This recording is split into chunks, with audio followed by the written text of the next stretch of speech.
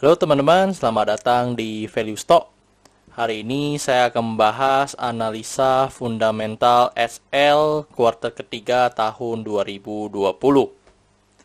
Oke teman-teman, ini disclaimer-nya. Ini merupakan sharing analisa fundamental, bukan ajakan beli, jual, atau hold suatu saham, dan keputusan investasi ada di tangan teman-teman selaku investor. Yang ketiga, dari analisa fundamental ini bisa dijadikan referensi untuk analisa saham-saham yang teman-teman miliki. Oke, teman-teman, kita pertama-tama masuk ke bisnis modelnya dari SL ini. Yang pertama dari kegiatan usaha, ini bergerak di bidang usaha penyelenggaraan jaringan dan jasa telekomunikasi. Jadi sumber income-nya itu adalah penyewaan jasa telekomunikasi, seperti kita beli kartunya, habis itu kita beli pulsanya. Habis itu dari segmen usaha atau marketnya untuk Indonesia. Untuk kasus hukumnya, saat saya melakukan analisa ini, saya tidak menemukan adanya kasus hukum ya terkait SL ini. Dan kepemilikan sahamnya dimiliki oleh Axiata sebesar 66,25%, masyarakat 33,22%, dan sisanya dimiliki oleh saham treasury sebesar 0,53%. Oke teman-teman, kita pertama-tama masuk ke pendapatannya.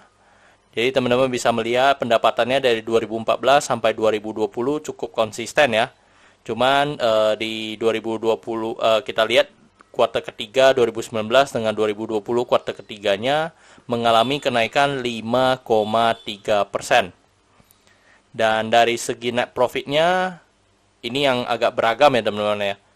2014 rugi, 2015 ini rugi 25,338 ya teman-teman. Habis itu 2016 untung, 2017 untung, 2018 rugi besar, 2019 untung, dan 2020 ini prediksi ya dengan kinerja dari kuartal ketiganya. Jadi kalau teman-teman lihat secara kuartal ketiganya mengalami kenaikan 321%. Dan dari sisi asetnya kita bisa melihat cukup konsisten ya teman-teman. Dan 2019 dengan 2020 mengalami kenaikan 9,1%. Dari segi hutangnya di 2019 dengan 2020 mengalami kenaikan 8,9%. Kalau dari segi modalnya cukup variatif ya teman-teman, dan 2019 dengan 2020 mengalami kenaikan 9,3%. Oke teman-teman, ini summary laporan keuangan dari tahun 2014 sampai 2020. Dan di sini saya akan banyak membahas tentang rasio keuangannya. Jadi teman-teman, yang pertama kita lihat dari net profit marginnya. Untuk net profit margin 2020 ini mengalami kenaikan ya, menjadi 10,66%, yang dimana 2019-nya hanya sebesar 2,8%. Jadi kalau teman-teman lihat lagi ke belakangnya, memang ini tidak bisa dijadikan acuan ya, yang dimana di 2018 mengalami kerugian 14%, di 2017 1,6%, dan 2014-2015 masih mengalami minus. Jadi untuk trennya SL ini masih belum kelihatan ya secara net profit marginnya. Cuman di 2020 ini mengalami keuntungan yang cukup signifikan ya, dari dibandingkan dengan tahun-tahun sebelumnya. Jadi dari NPM ini 10% membuat EPS-nya 262 dibandingkan dengan tahun kemarin 67, mengalami kenaikan 200 ya teman-teman. Dan dari pernya yang 47 menjadi pernya menjadi 8,79.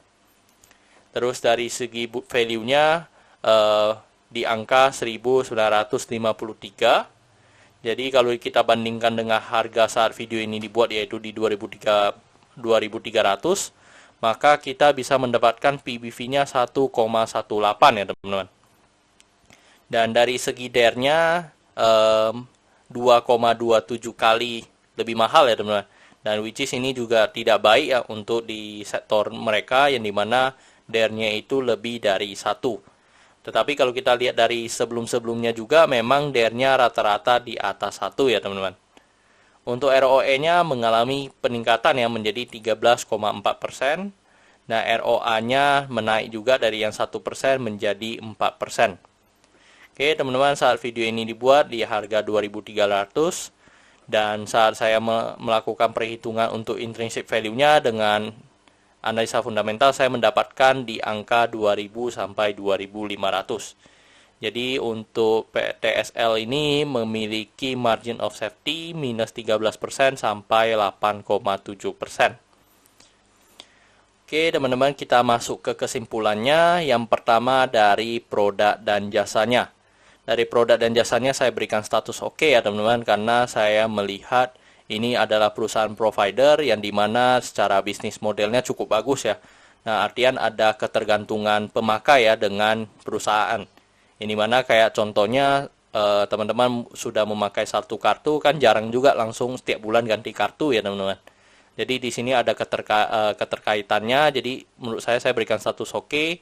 Dan yang kedua, saya juga melihat perusahaan ini mampu bertahan 5-10 tahun ke depan ya teman-teman, jika tidak terjadi pada perubahan dari laporan keuangannya. Yang kedua, dari status GCG-nya saya berikan status oke karena tidak memiliki kasus hukum.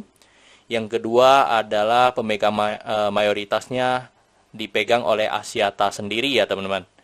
Dari segi net revenue dan net profit saya berikan status oke karena mengalami kenaikan yang cukup signifikan ya pada tahun 2020 ini. Dari segi aset saya berikan status oke karena mengalami kenaikan. Untuk liability saya berikan status no karena saya melihat DER-nya itu di atas 1. Untuk book value saya berikan status no karena harga dijual sekarang lebih tinggi daripada book value-nya. Dari segi sektor, sebenarnya dari sektor ini tidak ada hal yang perlu kita concern. Cuman kalau di sektor ini lebih mementingkan dari segi hutangnya. Jadi jika hutangnya no, maka status sektornya saya juga berikan status no. Dari segi ROE-nya saya berikan status oke karena lebih dari 9% atau 2 kali bunga deposito. Untuk margin of safety saya berikan status oke karena masih bisa dibilang plus ya teman-teman. Terus untuk dividennya saya berikan status no karena selama 5 tahun terakhir tidak rutin ya dalam membagikan dividennya kecuali di tahun 2019. Oke teman-teman, jadi kesimpulannya adalah 7:11 dan pertanyaannya adalah apakah saya akan membeli saham Edsel ini? Jawabannya adalah saya sementara masih WNC ya teman-teman terkait saham Edsel ini. Kenapa? Karena saya masih dimana saya masih melihat dari net profitnya yang belum konsisten ya teman-teman, selalu mencetak laba. Jadi itu menjadi pertimbangan saya dalam memilih saham ini. Oke teman-teman, saya rasa cukup untuk video kali ini. Jangan lupa untuk like dan subscribe. Jangan lupa juga untuk follow saya di Instagram saya di royken13. See you in the next video. Bye bye.